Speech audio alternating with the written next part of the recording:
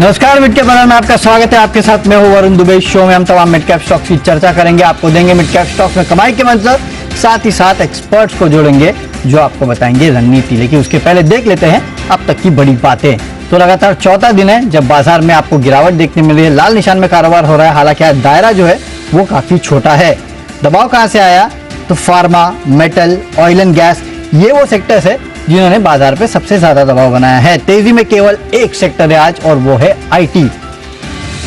पूरी लीडरशिप जो है वो केवल और केवल आईटी से ही आ रही है। यहां अगर आप देखेंगे निफ्टी के टॉप गेनर, वायदा के टॉप गेनर, सब के सब आईटी स्टॉक्स में, मिड कैप आईटी स्टॉक्स में भी अच्छी खासी खरीदारी देखने मिल रही है।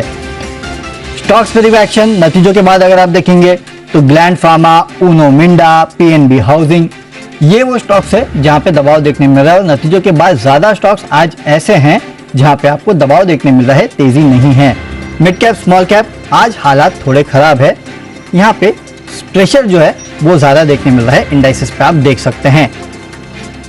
क्विकली एडवांस डिक्लाइन रेशियो देख लेते हैं तो करीब 1250 स्टॉक्स है जो कि डिक्लाइंस में है और एडवांस में करीब 800 स्टॉक्स है, यानी कि ऑलमोस्ट 1:1.5 के आसपास का रेशियो देखने मिल रहा है। एक चढ़ने वाले के सामने 1.5 स्टॉक्स ऐसे हैं जो कि गिरावट दिखा रहे हैं। डाउ फ्यूचर्स, नैस्डैक फ्यूचर्स, यहां पे भी नजर डालेंगे। ऑलमोस्ट फ्लैट ट्रेडिंग जो है वो डाउ फ्यूचर्स, नैस्डैक फ्यूचर्स में देखने मिल रही है। डाउ फ्यूचर्स में पूरे 1 पॉइंट की तेजी है, नैस्डैक फ्यूचर में 7-7.5 पॉइंट के आसपास के गेन से। तो कहीं से कहीं तक कोई अच्छे संकेत नहीं है, जो भी है सुस्ती के ही संकेत देखने मिल रहे हैं और उसी के बीच हमारे मार्केट्स भी ट्रेड कर रहे हैं। लेकिन छोटे मझोले स्टॉक्स का जायजा ले लेते हैं कि वहां किस तरह का ट्रेड देखने मिल रहा है।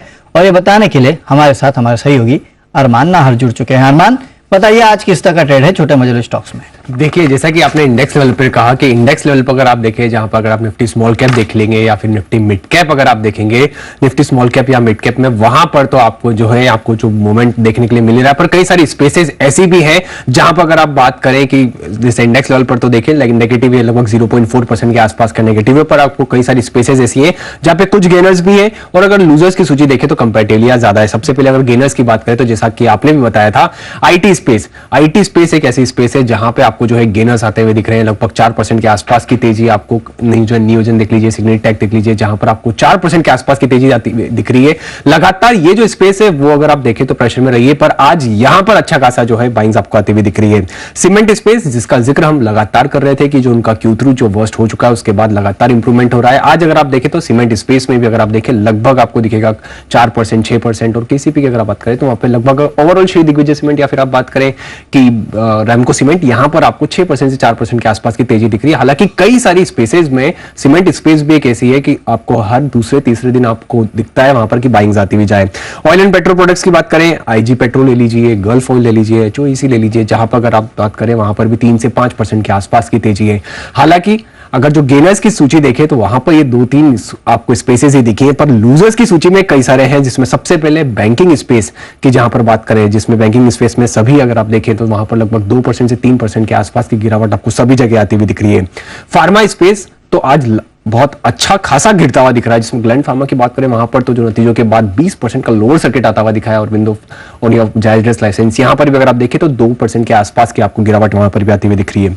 QSR स्पेस, जिसमें अगर आप बात करें लगातार यहां पर बात होती हुई रहती है। कुछ समय अगर आप देखें जुबिलेंट फूड्स के नतीजे भी आए थे, उसके बाद भी अगर आप देखें ओवरऑल यहां पर देखें सभी जगह 2% के आसपास की गिरावट आती हुई दिख रही है। अगर आप गेनर्स में भी देखें तो गेनर्स में तो आपको कुछ ही अगर आप दिख रहे थे जो 5% के आसपास भी है। और यहां पर अगर आप देखें लूजर्स में भी अगर कुछ 1-2 स्टॉक्स ऐसे हैं जहां पर बहुत आपको देखिए उसी रेंज में आते हुए दिख रहे हैं। और अंत में अगर आप बात करें पेपर स्पेस की, जहां पर नतीजे तो अच्छे आए कंपैरेटिवली, वहां पर आपको गेन्स भी आता हुआ दिखा, पर आज वहां पर भी देखें तो शायद मुनाफा वसूली जो है वहां पर भी 2%, 6% के आसपास की जो है गिरावट आती हुई दिख रही है। ओवरऑल अगर आप देखें कंपैरेटिवली कुछ पॉकेट्स हैं जहां पर गेन्स हैं, ज्यादा पॉकेट्स ऐसी हैं जहां पे गिरावट है। और अगर दोनों को मिला दें तो कई कुछ स्टॉक्स ऐसे हैं जो 10% या 5% से भी ज्यादा का मूवमेंट दे रहे हैं। तो कोई क्लियर मूवमेंट नहीं है, 10-5% यहां वहां का मूवमेंट जो है आपको तमाम स्टॉक्स में देखने मिल रहा है। शुक्रिया अरमान, ये पूरा अपडेट हमें समझाने के लिए। इन सभी स्टॉक्स पे शो के दौरान कोशिश करेंगे चर्चा करने की। साथ ही साथ आप हमारे टोल फ्री नंबर्स पे कॉल कर सकते हैं, व्हाट्सएप कर सकते हैं, ट्विटर पे सवाल पूछ सकते हैं।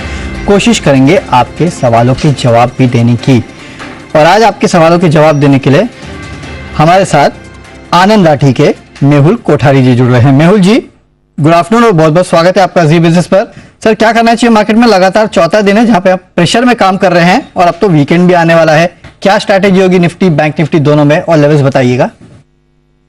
Good afternoon Varun ji. देखिए, हम पिछले 3 या 4 ट्रेडिंग सेशन से कॉन्स्टेंटली बेरिश व्यू मेंटेन कर रहे हैं आप ही के चैनल पे। आज भी मैं वो व्यू मेंटेन करूंगा। देखिए, निफ्टी जो 18,200 के नीचे कॉन्स्टेंटली 2 दिन क्लोज हुआ है, तो उसने lower top lower bottom formation at least उन्हें इंट्राडे चार्ट्स पर कंफर्म कर लिया है। तो जब तक 18,300 के ऊपर नहीं जाता, हम नई तेजी की बात नहीं कर पाएंगे। जितना भी राइज आता है छोटा मोटा इंट्राडे, तो वहां पर हम सेलिंग अपॉर्चुनिटीज ही देखेंगे। तो निफ्टी के लिए तो एक बात क्लियर हो गई, 18,300 का रेजिस्टेंस है।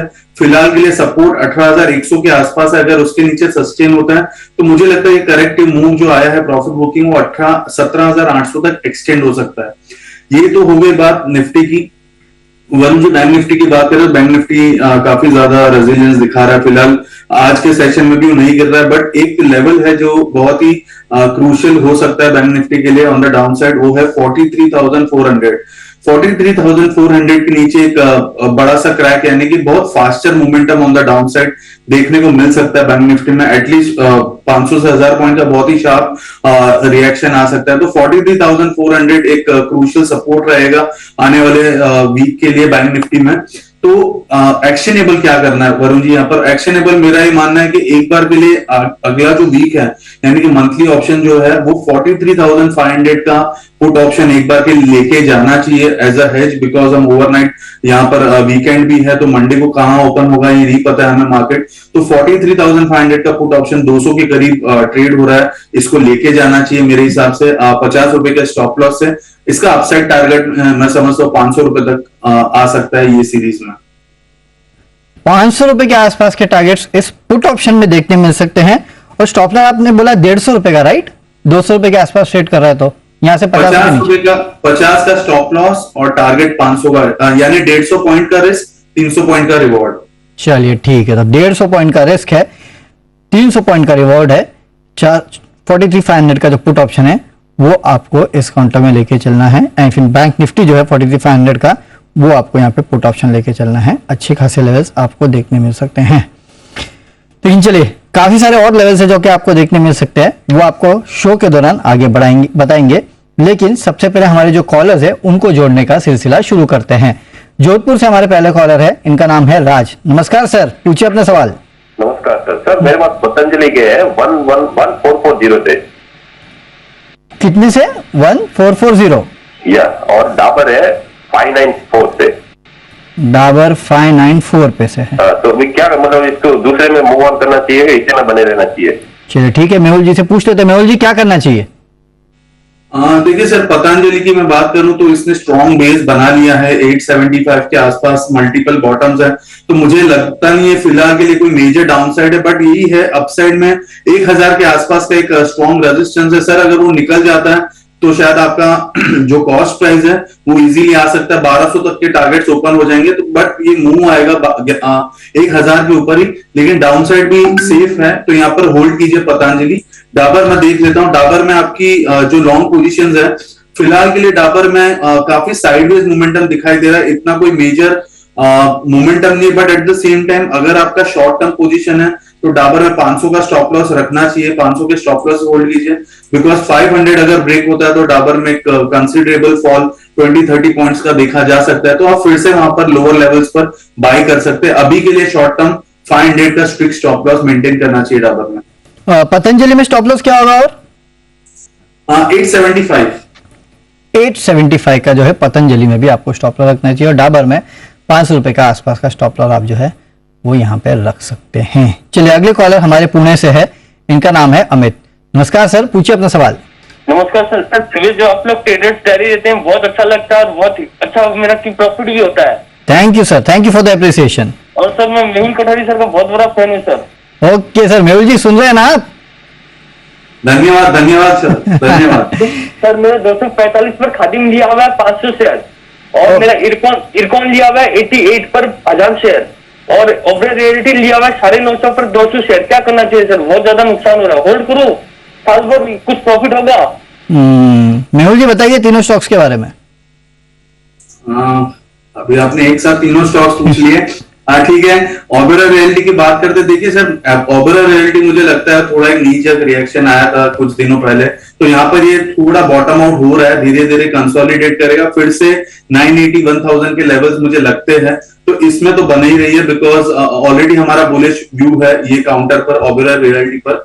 दूसरे आते हैं अब खादिम पे। खादिम की बात करें तो फिलहाल ये काउंटर थोड़ा सा डाउनसाइड पे ज्यादा ये टिका हुआ है, बट इमीडिएट अगर मैं देखूं तो 210 के आसपास का सपोर्ट है। मेरा मानना है 210 के नीचे अगर ये ट्रेडिंग बैठ है तो एक बार के लिए निकल जाना, यहाँ पर 200 के आसपास फिर से मिलेगा तो री एंटर कर सकते हैं, बट ओवरऑल काउंटर होल्ड करने जैसा है, कोई प्रॉब्लम नहीं है।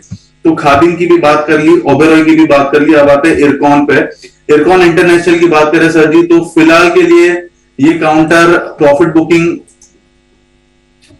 बुकिंग स्टार्ट हो गई है काउंटर में, और यहाँ पर 72 या 70 तक के लेवल्स आ सकते हैं, तो मेरा मानना है एक बार के लिए आप 75 का स्टॉप लॉस फॉलो कीजिए, उसके नीचे एक बार एग्जिट कर लीजिए, बिकॉज यहाँ पर लोअर लेवल्स 70 से 68 तक के टारगेट्स आ सकते हैं, वहां पर आप फिर से री एंटर कर सकते हैं, बट अभी के लिए स्ट्रिक्ट स्टॉप लॉस मेंटेन कीजिए 75 का।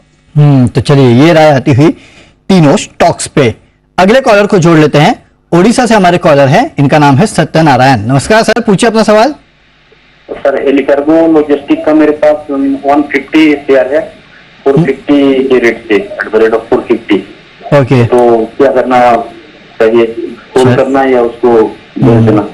मेहुल जी, एक समय पे ऑल कार्गो काफी लोगों को पसंद आता था, लेकिन लगातार गिरते जा रहा है। 450 पे इन्होंने लिया है, क्या करें अब?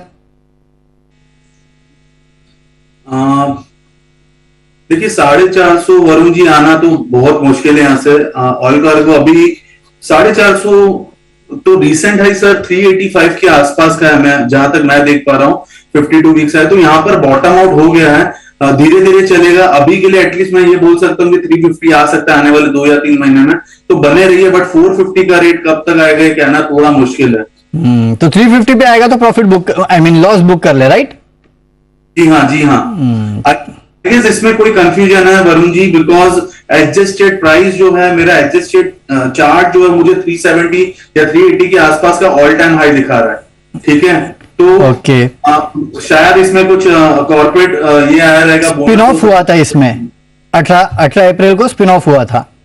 हाँ, तो उस हिसाब से तो यहाँ पर बने रहना चाहिए, बिकॉज उस हिसाब से जो एडजस्टेड प्राइस है वो 380 के आसपास का हाई है, तो वो तो आ ही सकता है, बेशक आ सकता है, बिकॉज काउंटर बॉटम आउट हो गया, तो धीरे धीरे ये काउंटर 380 के पास भी आ जाएगा अभी के रेट के हिसाब से, तो बने रहिए काउंटर में, यहाँ पर स्ट्रेंथ दिखाई दे रही है मुझे।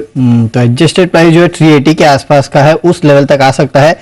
अनएडजस्टेड प्राइस देखेंगे तो वो 495 के आसपास का है, जहां से स्टॉक गिरा है, इसके लिए आपको इस तरह की गिरावट देखने मिल रही है, तो 350 के आसपास फिर से जो है वो ये स्टॉक पहुंच सकता है।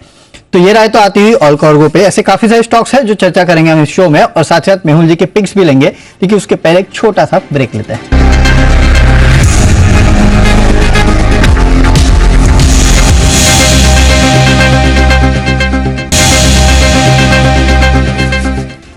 चलिए, ब्रेक के बाद आपका फिर से एक बार स्वागत है। शो में आगे बढ़ते और सीधे चलते हैं मेहुल जी के पास जानने के लिए कि कौन से स्टॉक्स उन्हें पसंद है। मेहुल जी बताइए अपने पिक्स।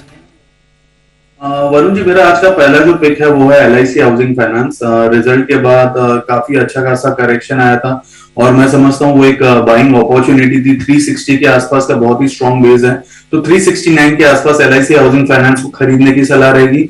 इसका स्टॉप लॉस रहेगा 359 का, अपसाइड टारगेट रहेगा 389 का। ये हो गया पहला स्टॉक। दूसरा जो मेरा स्टॉक है वो है नजारा। नजारा यहाँ पर बॉटम आउट हो गया ऐसा लग रहा है, तो इसको 610 के पास बाई करना चाहिए। 560 के स्टॉप लॉस, ये थोड़ा सा डीप स्टॉप लॉस है, टाइम फ्रेम भी बड़ा रहेगा इसका, 3-1 महीने का टाइम फ्रेम रह सकता है। 560 के स्टॉप लॉस से नजारा को बाई करना है, अपसाइड टारगेट रहेगा 710 का। 710, ये पोजिशनल है 3 महीने के लिए, है ना?